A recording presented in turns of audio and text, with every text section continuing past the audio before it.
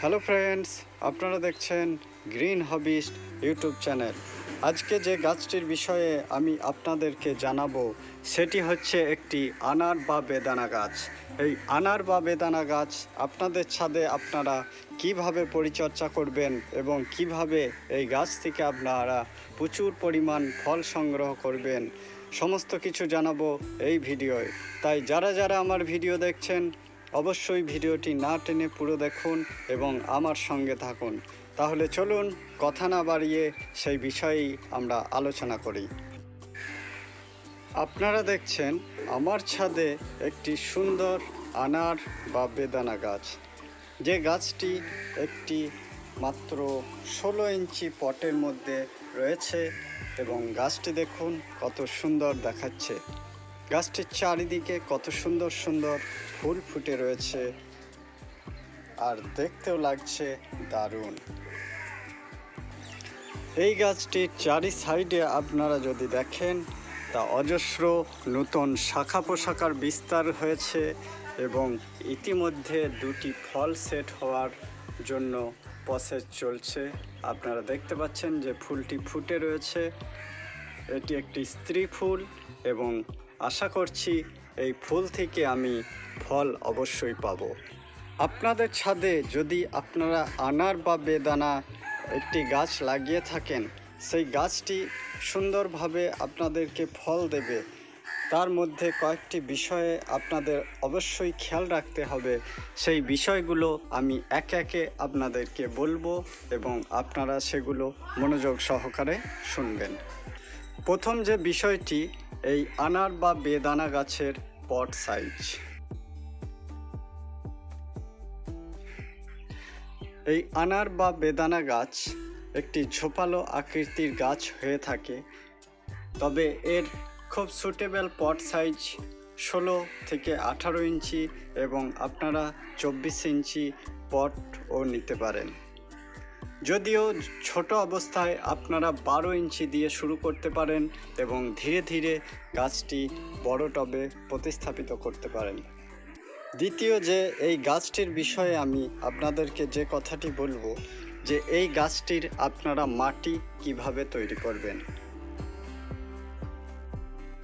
দেখুন আমার টবে আপনারা হয়তো লক্ষ্য করবেন যে এখানে প্রচুর পরিমাণ জৈব সার এখানে রয়েছে, আর এগুলো আমি আগের কয়েকটা ভিডিওতে বলেছি যে এগুলো হচ্ছে গোট ম্যানার, অর্থাৎ ছাগলের পটি, যেটা খুবই একটি কার্যকরী জৈব সার হিসাবে কাজ করে।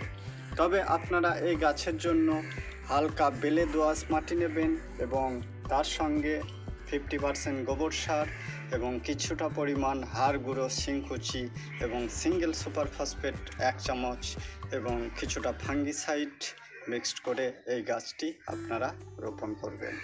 আর জৈব সার হিসাবে আপনারা ভার্মি কম্পোস্ট কিংবা পাতা পচা সার দিতে পারবেন এবং যদি আপনারা জোগাড় করতে পারেন এই গোট ম্যানার, তাহলে এটা তো খুবই ভালো এই গাছের পক্ষে। পরের যে বিষয়টি আমি এই গাছটার সম্বন্ধে বলবো সেটি হচ্ছে আপনারা এর জল কিভাবে দেবেন। আপনারা অবশ্যই এই গাছটি ভেজা ভেজা অবস্থায় রাখবেন, কিন্তু দেখবেন যে এই গাছের গোড়ায় যেন কোনো মতেই জল জমে না রয়। গাছটি ময়েশ্চার থাকবে কিন্তু কখনোই গোড়ায় জল জমে থাকবে না। জল জমে থাকলে আপনাদের শিকড় নষ্ট হবে এবং গাছটি মারা যাবে। তাই আপনারা অবশ্যই যখন মাটি ওপর থেকে কিছুটা পরিমাণ শুকাবে তখন আপনারা অবশ্যই এই গাছটিতে জল প্রয়োগ করবেন।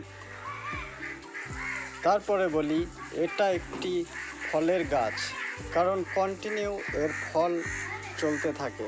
তাই আপনারা এই গাছটিকে একটি বেস্ট লোকেশন, অর্থাৎ আপনাদের ছাদে যেখানে 6 থেকে 8 ঘন্টা এমনকি সারা দিন রোদ পড়ে, এরকম জায়গায় যদি আপনারা রাখেন তো এই গাছটি থেকে আপনারা প্রচুর পরিমাণ ফল পাবেন।